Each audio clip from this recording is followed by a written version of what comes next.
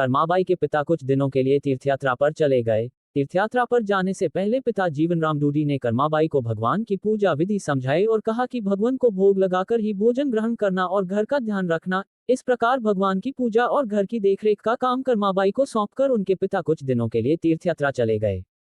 अब अगले दिन कर्माबाई ने सुबह जल्दी उठकर कृष्णा भगवान को भोग लगाने के लिए बाजरे का खिचड़ा बनाया।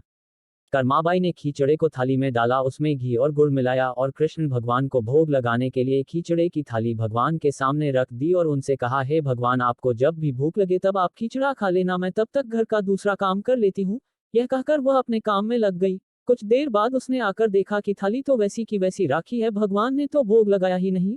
उसने सोचा कोई बात नहीं, अभी भगवान को अभी भूख नहीं लगी होगी, कुछ देर बाद खा लेंगे। ऐसा सोचकर वह फिर अपने काम में लग गई और बीच में बार बार देखती रही कि भगवान ने भोग लगाया है कि नहीं, पर भगवान ने भोग नहीं लगाया। इस प्रकार दोपहर का समय हो गया। अब कर्माबाई को चिंता होने लगी कि भगवान ने भोग क्यों नहीं लगाया, क्या खिचड़ा अच्छा नहीं बना या उसमें घी और गुड़ की कमी रह गई। ऐसा सोचकर उसने खिचड़े में थोड़ा और घी और गुड़ मिलाया और थाली लेकर भगवान के सामने बैठ गई और भगवान को भोग लगाने के लिए विनती करने लगी, लेकिन भगवान ने फिर भी भोग नहीं लगाया। तब कर्माबाई ने भगवान से कहा कि भगवान, आप भोग लगा लीजिए, आपकी पूजा की और आपके भोग की जिम्मेदारी पिताजी मुझे देकर गए हैं। अगर आप पिताजी का इंतजार कर रहे हैं तो आपको भूखा ही रहना पड़ेगा, क्योंकि पिताजी तो तीर्थयात्रा पर गए हैं और कुछ दिनों के बाद ही आएंगे, तब तक आपको मेरे ही हाथ से बना भोजन करना पड़ेगा। भगवान, मुझे षट्रस व्यंजन बनाने नहीं आते हैं और ना ही मुझे विधि विधान से पूजा पाठ करना आता है, मुझे तो बस ये बाजरे का खिचड़ा और रूखी सूखी सब्जी रोटी बनानी आती है। आपको कुछ दिन इसी से गुजरा करना पड़ेगा। मैंने आपके खिचड़े में थोड़ा और ज्यादा घी और गुड़ भी डाल दिया है, अब तो भोग लगा लीजिए। इस प्रकार कर्मा बार बार भगवान से भोग लगाने को विनती करने लगी, लेकिन भगवान ने फिर भी भोग नहीं लगाया। तब कर्माबाई ने भगवान से कहा, भगवान, जब तक आप भोग नहीं लगाएंगे तब तक मैं भी नहीं खाऊंगी, आपके साथ साथ मैं भी भूखी रहूंगी। ऐसा कहकर वह भगवान से नाराज होकर बैठ गई। दोपहर बीत गई, शाम होने को आई, लेकिन भगवान की तरह कर्माबाई ने भी कुछ नहीं खाया। आखिरकार कर्मा की जिद देखकर भगवान की मूर्ति से आवाज आई, अरे कर्मा, तुमने पर्दा तो किया ही नहीं, मैं ऐसे कैसे भोग लगाऊंगा। यह सुनकर कर्माबाई ने अपनी ओढ़नी का पर्दा किया और उसी की छाया में भगवान श्री कृष्ण ने बाजरे के खिचड़े का भोग लगाया और पूरी थाली खली हो गई। कर्माबाई ने देखा और कहा, हे भगवान, इतनी सी बात थी तो पहले बता देते, सारे दिन खुद भी भूखे रहे और मुझे भी भूखा रखा। इसके बाद भगवान को भोग लगाकर कर्मा ने भी भोजन किया। इस प्रकार यह कर्माबाई का नित्य का नियम बन गया। कर्मा रोज सुबह जल्दी उठकर सबसे पहले भगवान के लिए भोग बनती और भोग की थाली भगवान के सामने रखकर पर्दा लगाकर बैठ जाती और कुछ देर में देखती तो थाली पूरी खाली हो जाती। यह देखकर कर्मा बहुत खुश हो जाती और अपने दूसरे कामों में लग जाती। कर्माबाई का यह भाव था कि भगवान को सुबह जल्दी ही भूख लग जाती है, इसलिए वह सुबह सवेरे जल्दी उठकर किसी विधि विधान में पड़े बिना सबसे पहले भगवान के लिए भोजन बनाती और बड़े प्रेम से भगवान को भोजन खिलाती और भगवान को भोजन खिलने के बाद निश्चिंत होकर स्नान आदि करती और घर के दूसरे काम करती और यह क्रम लगातार चलता रहा।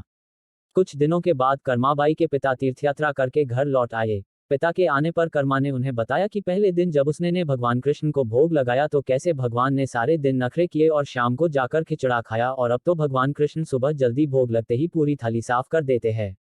यह सुनकर कर्माबाई के पिताजी आश्चर्यचकित रह गए और कृष्ण भक्त पिता को कर्मा की सरल प्रेम भक्ति और भगवान श्री कृष्ण की कृपा को समझते देर नहीं लगी।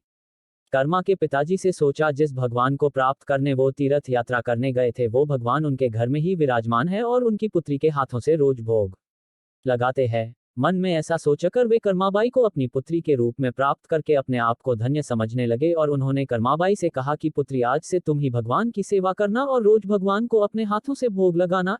ऐसा सुनकर कर्माबाई बहुत प्रसन्न हुई और रोज इसी प्रकार सुबह जल्दी उठकर अत्यंत प्रेम भाव से भगवान श्री कृष्ण को भोग लगाने लगी। इस प्रकार यह उसका रोज का नियम बन गया।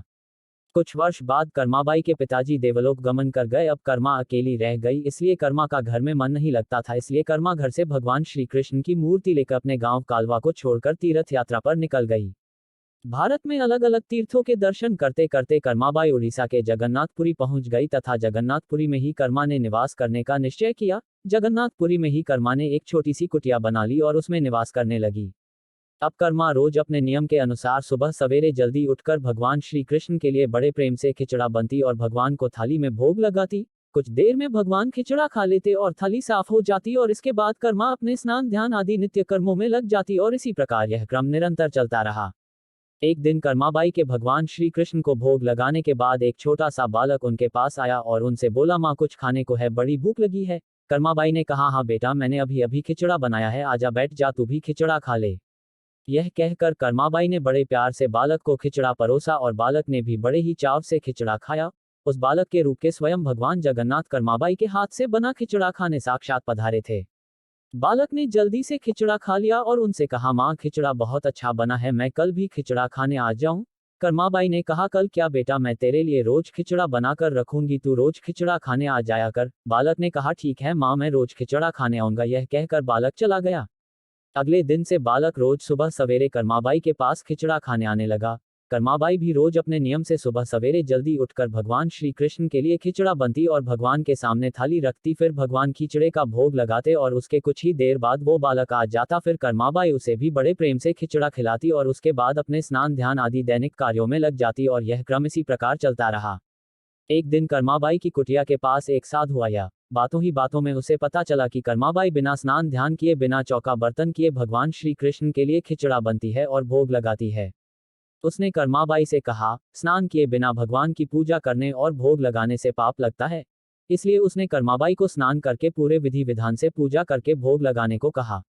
साधु से ऐसा सुनकर भोली भाली कर्मा अगले दिन से सुबह जल्दी उठकर स्नान करके खिचड़ा बनाने लगी और विधि विधान से पूजा करके भोग लगाने लगी। ये सब करने में कर्माबाई को बहुत देर लग जाती, लेकिन वो बालक तो रोज सुबह अपने समय से आ जाता और कर्मा से कहता, माँ मुझे भूख लगी है, मुझे जल्दी खिचड़ा दे माँ, जल्दी कर माँ जल्दी कर। और कर्मा उससे कहती, थोड़ी देर रुक जा बेटा, अभी देती हूँ, थोड़ी देर रुक जा। और जब कर्मा भगवान श्री कृष्णा को भोग लगाकर बालक को खिचड़ा खाने को देती तो बालक उसे बहुत ही शीघ्रता से खाकर हाथ मुंह साफ किए बिना ही जल्दी से उठकर भाग जाता और यह क्रम कुछ दिनों तक चलता रहा। और इन्हीं दिनों में भगवान श्री जगन्नाथ जी के मंदिर में सुबह के समय भगवान की मूर्ति के मुख पर खिचड़ा लगा हुआ रहता। यह देखकर भगवान जगन्नाथ की सेवा में रहने वाले पुजारी, जो स्वयं बहुत बड़े कृष्ण भक्त थे, वो सोचते, आजकल ये भगवान श्री जगन्नाथ जी के मुख पर खिचड़ा कैसे लग जाता है, हम तो खिचड़े का भोग नहीं लगते, तो फिर यह खिचड़ा कहाँ से आता है। कुछ दिनों तक लगातार भगवान श्री जगन्नाथ जी के मुख पर खिचड़ा लगा देखने पर पुजारी इसे भगवान के लीला मानते हैं और समझ जाते हैं कि भगवान रोज कहीं से खिचड़ा खाकर आते हैं। भगवान की लीला को जानकर वो मन ही मन भगवान श्री जगन्नाथ जी से पूछते हैं कि कहाँ से खिचड़ा खाकर आते हो भगवान, हमें भी तो बताओ। उसी रात भगवान श्री जगन्नाथ जी पुजारी के सपने में आते हैं और उनसे कहते हैं कि मेरी एक भक्त है कर्माबाई, जो जगन्नाथपुरी में ही रहती है, वो रोज सुबह सवेरे मेरे लिए बाजरे का खिचड़ा बनती है और बड़े प्रेम से मुझे भोग लगाती है और मैं भी रोज सुबह जल्दी कर्माबाई के पास खिचड़ा खाने जाता हूँ। मुझे उसके हाथ का बना खिचड़ा बहुत पसंद है। परंतु कुछ दिन पहले कर्मा के पास एक साधु आया और उसे स्नान ध्यान करके विधि विधान से पूजा करके भोग लगाने को कह गया, इसलिए आजकल वो विधि विधान से पूजा करके भोग लगाती है और उसके बाद मुझे खिचड़ा खिलाती है। ये सब काम करने में उसे बहुत देर लग जाती है और मुझे खिचड़े का इंतजार करना पड़ता है और भूख का कष्ट भी सहन करना पड़ता है, और जब तक मैं खिचड़ा खाता हूँ तब तक यहाँ मंदिर में भक्तगण आने लगते हैं, इसलिए आजकल मुझे खिचड़ा खाकर मुंह हाथ धोए बिना ही जूठे मुंह भागकर आना पड़ता है। भगवान श्री जगन्नाथ जी से यह जानकर पुजारी ने अगले दिन उस साधु की खोज कराई और उस साधु को बुलाकर उसे सारी बात बताई।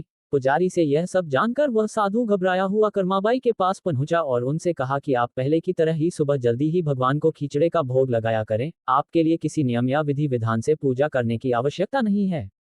साधु से यह सुनकर कर्माबाई अगले दिन से पहले की ही तरह भगवान को खिचड़े का भोग लगाती रही और उस बालक को भी बड़े प्रेम से खिचड़ा खिलाती रही। यह क्रम कई वर्षों तक चलता रहा और एक दिन कर्माबाई इस संसार चक्र को छोड़कर प्रभु के धाम चली गई।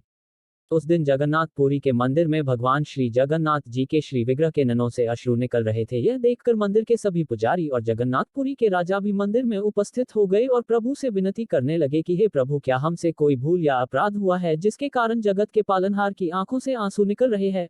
उसी दिन रात में पुजारी और जगन्नाथपुरी के राजा के स्वप्न में भगवान श्री जगन्नाथ जी ने कहा कि आज मां कर्माबाई इस लोक से विदा हो गई और मुझ में विलीन हो गई, परंतु अब मुझे रोज सुबह सवेरे बाजरे का खिचड़ा कौन खिलाएगा। अगले दिन जगन्नाथपुरी के राजा ने मंदिर के सभी पुजारियों और संतों से राय ली और यह आदेश जारी किया कि आज से भगवान श्री जगन्नाथ जी को सुबह सवेरे सबसे पहले मां कर्माबाई के नाम से खिचड़े का भोग लगाया जाएगा, जिससे भगवान को मां कर्माबाई की कमी कभी महसूस न हो। इसलिए आज भी भगवान श्री जगन्नाथ जी के मंदिर में श्री जगन्नाथ जी के विग्रह को 56 भोग से पहले बाल रूप में खिचड़े का भोग लगाया जाता है और इसे बाल भोग कहा जाता है। सैकड़ों साल बाद भी यह प्रथा आज भी वैसी की वैसी चली आ रही है।